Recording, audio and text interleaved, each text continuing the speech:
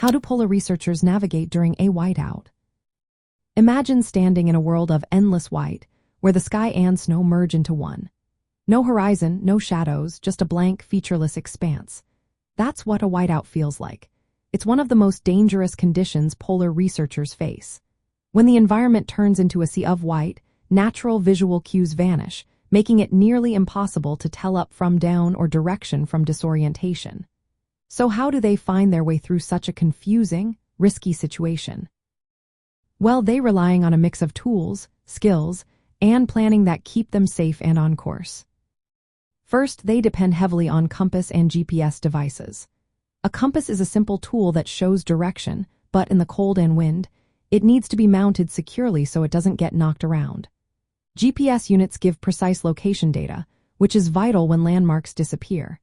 Researchers often set waypoints before heading out, marking key spots on their route.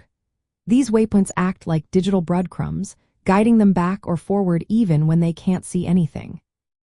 Sometimes, they use the wind as a rough guide. If they know the wind blows from the east, they might walk with the wind hitting their right side to keep heading north.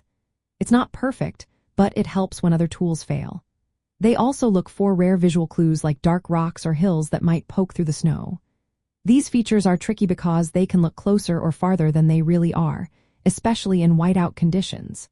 So they use these cues cautiously, always aware of how deceptive they can be.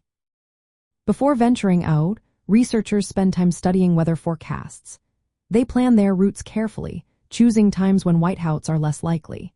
They also establish safety waypoints and escape routes, so they know how to get back if conditions worsen. Training is another key.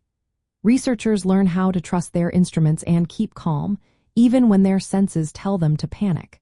They practice navigating in simulated whiteouts so they're ready for the real thing.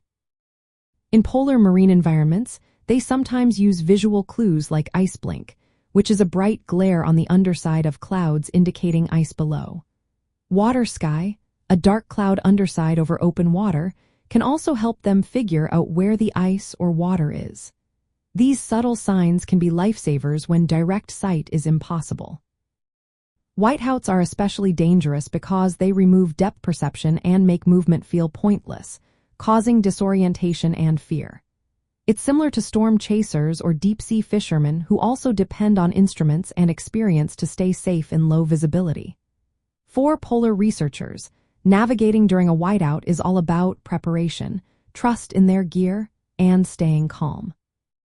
It's a high-stakes balancing act in one of the planet's most challenging environments, where every decision counts.